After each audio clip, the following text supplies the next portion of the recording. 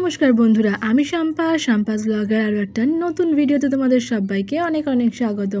আর আজকেই তোমাদের সঙ্গে শেয়ার করতে চলেছি কিন্তু একটা হেয়ার মাস্ক বা হেয়ার প্যাক, তো যাই বলো না কেন। আর আমরা কিন্তু এটা খুব সাধারণ একটা একদম অল্প সামান্য জিনিস দিয়ে ব্যবহার করব, আর খুবই কিন্তু অল্প সময়ে হয়ে যাবে, যা থাকা কিন্তু একদম ঘরে থাকা জিনিস দিয়ে। দেখো এখানে আমি একটা পেঁয়াজ একটু পেস্ট করে যে জুসটা হয় সেই রসটা আমি বার করে নিয়েছি চিপড়িয়ে। আর এর মধ্যে আমি ব্যবহার করছি আজকে 1 চামচ মতো মধু। আর মধু আমি এখানে ঘরে যা ছিল সেই মধুই দিয়েছি, তোমরাও যেরকম মধু আছে সেরকমই ব্যবহার করবে।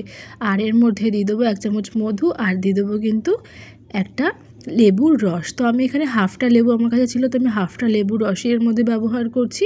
আর সব কিছু এবার ভালো করে মিক্সড করে নেব।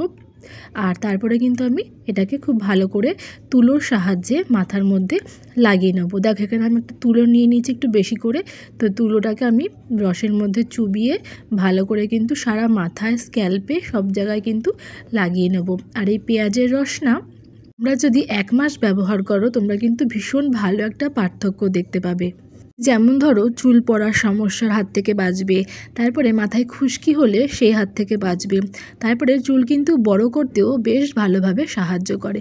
তুমি বলতে পারো চুলের সমস্যার জন্য কিন্তু পেঁয়াজের রসের কোনো ঝুড়ি মেলা ভার।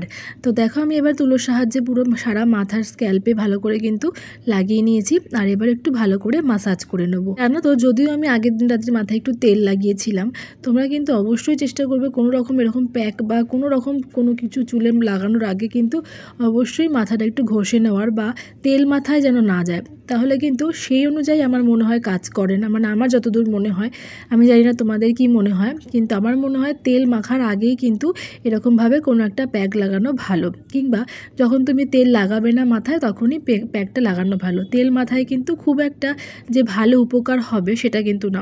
তবে হ্যাঁ, শ্যাম্পু করার পর আমি একটা জিনিস বুঝতে পেরেছিলাম, যেমন ধরো চুলটা কিন্তু আমার অনেকটা পরিমাণে সিল্কি হয়ে গেছিলো। আর এবার দেখো প্যাকটা লাগিয়ে কিন্তু আমি রেখে দিয়েছিলাম ওই 1 ঘন্টা মতো।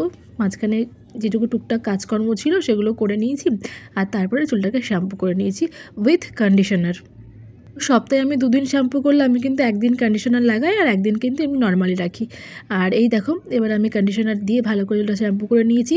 আর চুলটাকে কোনো রকমভাবে কোনো হেয়ার ড্রায়ার বা কোনো রকম কোনোভাবেই কিন্তু শুকায়নি, জাস্ট নর্মাল ছেড়ে রাখি, তাতে করেই কিন্তু চুলটা শুকিয়ে যায়। আর এবার দেখো চুলটা আমার কতটা সফট লাগছে আর কতটা শাইনি। তোমরা কিন্তু বাড়িতে অবশ্যই ট্রাই করে দেখো, আর কীরকম পার্থক্য বুঝলে আমাকে কিন্তু অবশ্যই কমেন্ট করে জানিও। আর আজকে যদি আমার ভিডিও দেখে তোমাদের ভালো লেগে থাকে তো অবশ্যই আমার চ্যানেলের সঙ্গে থেকে একটা লাইক, শেয়ার, কমেন্ট করতে ভুলবে না। তো চলো আজকের মতো এখানেই, দেখা হবে নেক্সট ভিডিওতে। টাটা।